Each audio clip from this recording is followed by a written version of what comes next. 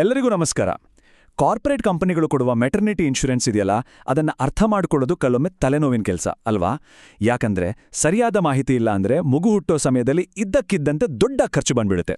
So ಇವತ್ತು ನಾವು ಈ ಪಾಲಿಸಿಗಳ ಒಳಗೇನಿದೆ ಆ ಸರ್ಪ್ರೈಸ್ ಖರ್ಚುಗಳನ್ನು ಹೇಗೆ ತಪ್ಪಿಸ್ಬೋದು ಅಂತ ಒಂದೊಂದಾಗೆ ಬಿಡಿಸಿ ನೋಡೋಣ. ಮೊದಲಿಗೆ ಡಾಕ್ಟರ್ ಪ್ರಶಾಂತ್ ಅವರ ಈ ಮಾತೊಂದಿಗೆ ಶುರು ಮಾಡೋಣ. ಇದು ತುಂಬಾ ಇಂಪಾರ್ಟೆಂಟ್ ಮಾತು. ಯಾಕಂದ್ರೆ ಪಾಲಿಸಿಯಲ್ಲಿ 5 ಲಕ್ಷ 10 ಲಕ್ಷ ಅಂತ ದೊಡ್ಡ ಮೊತ್ತ ನೋಡಿದ ತಕ್ಷಣ ಆಹಾ ಎಲ್ಲ ಸೇಫ್ ಅಂತ ಅಂದ್ಕೊಂಡ್ಬಿಡ್ತೀವಿ. ಆದರೆ ನಿಜವಾದ ಕಥೆ ಶುರು ಆಗೋದೇ ಅದರ ಸಣ್ಣ ಸಣ್ಣ ನಿಯಮಗಳಲ್ಲಿ, ಅಂದ್ರೆ ಸಬ್ ಲಿಮಿಟ್ಗಳಲ್ಲಿ. ಹಾಗಾದ್ರೆ ಕಾರ್ಪೊರೇಟ್ ಇನ್ಶೂರೆನ್ಸ್ನ ಅತಿ ದೊಡ್ಡ ಪ್ಲಸ್ ಪಾಯಿಂಟ್ ಯಾವುದು? ಅದರಲ್ಲೂ ಮಗುವಿನ ನಿರೀಕ್ಷೆಯಲ್ಲಿರೋ ದಂಪತಿಗಳಿಗೆ ಇದು ದೊಡ್ಡ ವರದಾನ ಅಂತಾನೆ ಹೇಳ್ಬೋದು. ಏನಪ್ಪಾ ಅದು ಅಂದ್ರೆ, ಇದರಲ್ಲಿ ವೇಟಿಂಗ್ ಪೀರಿಯಡ್ ಅಂದ್ರೆ ಕಾಯೋ ಅವಧಿ ಅನ್ನೋದೇ ಇರಲ್ಲ. ಸಾಮಾನ್ಯವಾಗಿ ನಾವೇ ದುಡ್ಡು ಕೊಟ್ಟು ತಗೊಳ್ಳೋ ಪಾಲಿಸಿಗಳಲ್ಲಿ ಮೆಟರ್ನಿಟಿ ಬೆನಿಫಿಟ್ ಸಿಗಬೇಕು ಅಂದ್ರೆ 2 ರಿಂದ 4 ವರ್ಷ ಕಾಯಲೇಬೇಕು. ಆದರೆ ಕಾರ್ಪೊರೇಟ್ ಪ್ಲಾನ್ಗಳಲ್ಲಿ ಆ ತಲೆನೋವೇ ಇಲ್ಲ. ಅಷ್ಟೇ ಅಲ್ಲ, ಕೆಲಸಕ್ಕೆ ಸೇರುವಾಗಲೇ ಪ್ರೆಗ್ನೆಂಟ್ ಆಗಿದ್ರೂ ಸಹ ಡೆಲಿವರಿ ಖರ್ಚುಗಳು ಡೇ 1ನಿಂದಾನೇ ಕವರ್ ಆಗುತ್ತೆ. ಇದು ನಿಜಕ್ಕೂ ಒಂದು ದೊಡ್ಡ ಅನುಕೂಲ ಅಲ್ವಾ? ಆದರೆ ಈ ಎಲ್ಲ ಕವರ್ ಆಗತ್ತೆ ಅನ್ನೋ ಭಾವನೆ ಇದೆಯಲ್ಲ, ಅದೇ ಒಂದು ದೊಡ್ಡ ಭ್ರಮೆ ಆಗಿರಬಹುದು. ಇಲ್ಲಿಂದಲೇ ನಮ್ಮ ಇವತ್ತಿನ ವಿಶ್ಲೇಷಣೆಯ ಅಸಲಿ ತಿರುವು ಶುರುವಾಗೋದು. ಎಲ್ಲ ಚೆನ್ನಾಗಿದೆ ಅನ್ಕೊಳ್ಳುವಾಗಲೇ ಪಾಲಿಸಿಯೊಳಗೆ ಅಡಗಿರೋ ಕೆಲವು ಸಮಸ್ಯೆಗಳು ಒಂದೊಂದಾಗಿ ಹೊರಗೆ ಬರಲು ಶುರುವಾಗತ್ತೆ. ಇದು ತುಂಬಾ ಇಂಪಾರ್ಟೆಂಟ್ ಪ್ರಶ್ನೆ. ಕವರೇಜ್ ಡೇ 1ನಿಂದ ಸಿಕ್ಕರೂ ಸಹ ಯಾಕೆ ಎಷ್ಟೋ ಕುಟುಂಬಗಳು ಹಾಸ್ಪಿಟಲಿಂದ ಡಿಸ್ಚಾರ್ಜ್ ಆಗುವಾಗ ಕೈಯಿಂದ ಲಕ್ಷಗಟ್ಟಲೆ ಹಣ ಕಟ್ಟುವ ಪರಿಸ್ಥಿತಿಗೆ ಬರ್ತಾರೆ? ಇದರ ಹಿಂದಿನ ಕಾರಣಗಳೇನು? ಬನ್ನಿ ಒಂದೊಂದಾಗಿ ನೋಡೋಣ. ಈ ಅನಿರೀಕ್ಷಿತ ಖರ್ಚುಗಳಿಗೆ ಕಾರಣವಾಗೋ ಮೊದಲನೇ ಮತ್ತು ಅತಿ ಸಾಮಾನ್ಯವಾದ ವಿಲನ್ ಅಂದ್ರೆ ರೂಮ್ ಬಾಡಿಗೆಯ ಮೇಲೆ ಹಾಕಿರೋ ಸಬ್ ಲಿಮಿಟ್. ಈ 1% ನಂಬರನ್ನ ಚೆನ್ನಾಗಿ ನೆನ್ಪಿಟ್ಕೊಳ್ಳಿ. ಯಾಕಂದ್ರೆ ಹೆಚ್ಚಿನ ಕಾರ್ಪೊರೇಟ್ ಪಾಲಿಸಿಗಳಲ್ಲಿ ರೂಮ್ ಬಾಡಿಗೆಗೆ ಇರೋ ಲಿಮಿಟ್ ನಮ್ಮ ಒಟ್ಟು ವಿಮಾ ಮೊತ್ತದ ಅಂದ್ರೆ ಸಮ್ ಇನ್ಶೂರ್ಡ್ನ ಕೇವಲ 1% ಮಾತ್ರ. ಅಂದ್ರೆ ಪಾಲಿಸಿ ಒಂದು 4 ಲಕ್ಷದಿದ್ರೆ ದಿನದ ರೂಮ್ ಬಾಡಿಗೆ ಮಿತಿ ಬರೀ 4,000 ರೂಪಾಯಿ ಅಷ್ಟೇ. ಈಗ ಬಂತು ನೋಡಿ ಅಸಲಿ ಆಟ.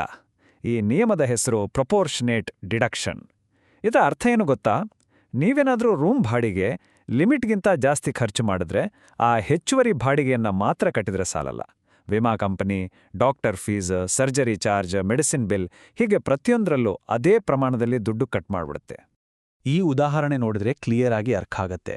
ರೂಮ್ ಬಾಡಿಗೆ ಲಿಮಿಟ್ 4,000, ಆದ್ರೆ 8,000 ರೂಪಾಯಿ ರೂಮ್ ತಗೊಂಡ್ರೆ ಲಿಮಿಟ್ಗಿಂತ 50% ಜಾಸ್ತಿ ಆಯ್ತು. ತಕ್ಷಣ ಇನ್ಶೂರೆನ್ಸ್ ಕಂಪನಿ ಏನ್ ಮಾಡುತ್ತೆ? ವೈದ್ಯರ 50,000 ರೂಪಾಯಿ ಫೀಸ್ನಲ್ಲಿ 25,000 ಮಾತ್ರ ಕೊಡುತ್ತೆ. 70,000 ಸರ್ಜರಿ ಖರ್ಚಲ್ಲಿ 35,000 ಮಾತ್ರ ಕೊಡುತ್ತೆ. ಅಂದ್ರೆ ಒಟ್ಟು 1,28,000 ರೂಪಾಯಿ ಬಿಲ್ನಲ್ಲಿ ಅವರು ಕೊಡೋದು ಬರೀ 64,000 ಅಷ್ಟೇ. ಉಳಿದ ಅರ್ಧದಷ್ಟು ದುಡ್ಡು ನಮ್ಮ ಜೇಬಿಂದ ಹೋಗುತ್ತೆ. ಸರಿ, ಈಗ ಮುಂದಿನ ವಿಷಯಕ್ಕೆ ಹೋಗೋಣ. ಬರೀ ರೂಮ್ ಬಾಡಿಗೆ ಮಾತ್ರ ಅಲ್ಲ, ಡೆಲಿವರಿ ಚಾರ್ಜಸ್ ಮತ್ತೆ ಹುಟ್ಟಿದ ಮಗುವಿನ ಆರೈಕೆ ಖರ್ಚುಗಳಲ್ಲೂ ಕೂಡ ಇದೇ ರೀತಿ ನಮಗೆ ಗೊತ್ತಿಲ್ಲದ ಲಿಮಿಟ್ಗಳಿರುತ್ತವೆ. ಈ ಗ್ರಾಫ್ ನೋಡಿ, ಇದು ಇವತ್ತಿನ ವಾಸ್ತವ.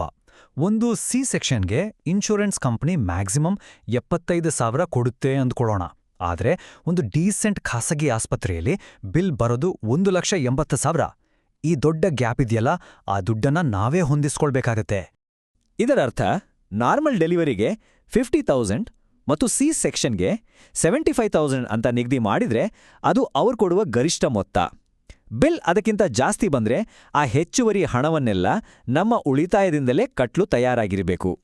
ಇದು ಮತ್ತೊಂದು ದೊಡ್ಡ ಕನ್ಫ್ಯೂಷನ್. ಹುಟ್ಟಿದ ಮಗು ತಕ್ಷಣವೇ ತಾಯಿಯ ಪಾಲಿಸಿಯಲ್ಲಿ ಆಟೋಮ್ಯಾಟಿಕಲಿ ಕವರ್ ಆಗುತ್ತೆ ಅಂತ ತುಂಬಾ ಜನ ಅನ್ಕೊಂಡಿರ್ತಾರೆ. ಆದರೆ ವಾಸ್ತವ ಬೇರೆನೇ ಇರ್ಬೋದು. ಪಾಲಿಸಿಯಲ್ಲಿ ಡೇ 1 ನ್ಯೂಬೋರ್ನ್ ಕವರ್ ಇದೆಯಾ ಅಥವಾ 90 ಡೇ ಎಂಡೋರ್ಸ್ಮೆಂಟ್ ನಿಯಮ ಇದೆಯಾ ಅಂತ ಚೆಕ್ ಮಾಡ್ಕೊಳ್ಳೋದು ತುಂಬಾ ಮುಖ್ಯ. ಡೇ 1 ಕವರ್ ಇದ್ರೆ ಹುಟ್ಟಿದ ಮಗುವಿಗೆ ಏನಾದ್ರೂ NICU ಸಪೋರ್ಟ್ ಬೇಕಾದ್ರೆ ಆ ಖರ್ಚು ಕವರ್ ಆಗುತ್ತೆ. ಇಲ್ಲಾಂದ್ರೆ ಮಗುವಿನ ಹೆಸರನ್ನ ಪಾಲಿಸಿಗೆ ಸೇರಿಸೋ ಪ್ರಾಸೆಸ್ ಮುಗಿಯೋವರೆಗೂ ಆಗೋ ಎಲ್ಲಾ ಖರ್ಚುಗಳನ್ನು ನಾವೇ ಭರಿಸಬೇಕಾಗತ್ತೆ. ಈ ಬಗ್ಗೆ ಕಂಪನಿಯ HR ಜೊತೆ ಮೊದಲೇ ಸ್ಪಷ್ಟವಾಗಿ ಮಾತಾಡಿ ತಿಳಿದುಕೊಳ್ಳಲೇಬೇಕು. ಇಲ್ಲಿವರೆಗೂ ನಾವು ಮಾತಾಡಿದ್ದು ಇನ್ಶೂರೆನ್ಸ್ ಪಾಲಿಸಿಗಳ ಬಗ್ಗೆ. ಈಗ ಉದ್ಯೋಗಿಗಳ ಸಂಬಳವನ್ನೇ ರಕ್ಷಣೆ ಮಾಡುವ ಒಂದು ಪ್ರಮುಖ ಕಾನೂನಿನ ಬಗ್ಗೆ ನೋಡೋಣ. ಮೆಟರ್ನಿಟಿ ಬೆನಿಫಿಟ್ ಆಕ್ಟ್ 2017 ಪ್ರಕಾರ 10ಕ್ಕಿಂತ ಹೆಚ್ಚು ಉದ್ಯೋಗಿಗಳಿರೋ ಯಾವುದೇ ಕಂಪನಿ ತನ್ನ ಮಹಿಳಾ ಉದ್ಯೋಗಿಗಳಿಗೆ ಮೊದಲ 2 ಮಕ್ಕಳಿಗೆ 26 ವಾರಗಳ ಕಾಲ ಸಂಬಳ ಸಹಿತ ರಜೆ ಕೊಡಲೇಬೇಕು. ನೆನ್ಪಿಡಿ, ಇದು ಆಸ್ಪತ್ರೆ ಬಿಲ್ ಕಟ್ಟೋ ಇನ್ಶೂರೆನ್ಸ್ ಅಲ್ಲ, ಬದಲಿಗೆ ಉದ್ಯೋಗಿಯ ಆದಾಯವನ್ನು ರಕ್ಷಿಸುವ ಒಂದು ಕಾನೂನುಬದ್ಧ ಹಕ್ಕು. ಸರಿ, ಇಷ್ಟೆಲ್ಲ ಗೊಂದಲ ಇದೆ, ಇದರಿಂದ ಹೊರಗೆ ಬಂದು ನಮ್ಮ ಫೈನಾನ್ಸನ್ನ ಕಂಟ್ರೋಲಲ್ಲಿ ಇಟ್ಕೊಳ್ಳೋದು ಹೇಗೆ? ಅದಕ್ಕೊಂದು ಸಿಂಪಲ್ 3 ಸ್ಟೆಪ್ನ ಪ್ಲಾನ್ ನೋಡೋಣ. ಈ 3 ಸ್ಟೆಪ್ಸು ತುಂಬಾ ಸಿಂಪಲ್ ಮತ್ತು ಎಫೆಕ್ಟಿವ್. ಮೊದಲನೇದು, ಪಾಲಿಸಿಯ ನಿಜವಾದ ಲಿಮಿಟ್ಗಳು ಎಷ್ಟು ಅಂತ ಪತ್ತೆ ಹಚ್ಚಬೇಕು. ಎರಡನೇದು, ಯಾವ ಹಾಸ್ಪಿಟಲ್ ಅಂತ ಡಿಸೈಡ್ ಮಾಡಿದಿರೋ ಅಲ್ಲಿಂದ ಖರ್ಚಿನ ಒಂದು ಅಂದಾಜು ಪಟ್ಟಿ ತಗೋಬೇಕು. ಕೊನೆಯದಾಗಿ ಎರಡೂನೂ ಹೋಲಿಸಿ ನೋಡಿ ಎಷ್ಟು ಹಣದ ಕೊರತೆ ಆಗ್ಬೋದು ಅಂತ ಲೆಕ್ಕ ಹಾಕಬೇಕು. ಈ ತಯಾರಿ ಮಾನಸಿಕವಾಗಿ ಮತ್ತು ಆರ್ಥಿಕವಾಗಿ ಸಿದ್ಧರಾಗಲು ತುಂಬಾ ಸಹಾಯ ಮಾಡುತ್ತೆ. ಕೊನೆಯದಾಗಿ ಹೇಳಬೇಕಂದ್ರೆ, ಈ ಎಲ್ಲ ತಯಾರಿಯ ಮುಖ್ಯ ಉದ್ದೇಶ ಒಂದೇ: ಮಗುವಿನ ಆಗಮನದ ಖುಷಿಯ ಕ್ಷಣಗಳಲ್ಲಿ ಹಣಕಾಸಿನ ಚಿಂತೆಗಳು ಕಾಡಬಾರ್ದು. ಇನ್ಶೂರೆನ್ಸ್ ಪಾಲಿಸಿಗೂ ಆಸ್ಪತ್ರೆಯ ಬಿಲ್ಲಿಗೂ ನಡುವೆ ಇರೋ ಆ ಗ್ಯಾಪ್ ಇದೆಯಲ್ಲ, ಅದಕ್ಕೆ ಮೊದಲೇ ಸಿದ್ಧರಾಗಿದ್ರೆ ಆ ಸುಂದರ ಅನುಭವವನ್ನ ಯಾವುದೇ ಟೆನ್ಷನ್ ಇಲ್ಲದೆ ಎಂಜಾಯ್ ಮಾಡಬಹುದು. ಮತ್ತೆ ಮುಂದಿನ ವಿಶ್ಲೇಷಣೆಯಲ್ಲಿ ಸಿಗೋಣ.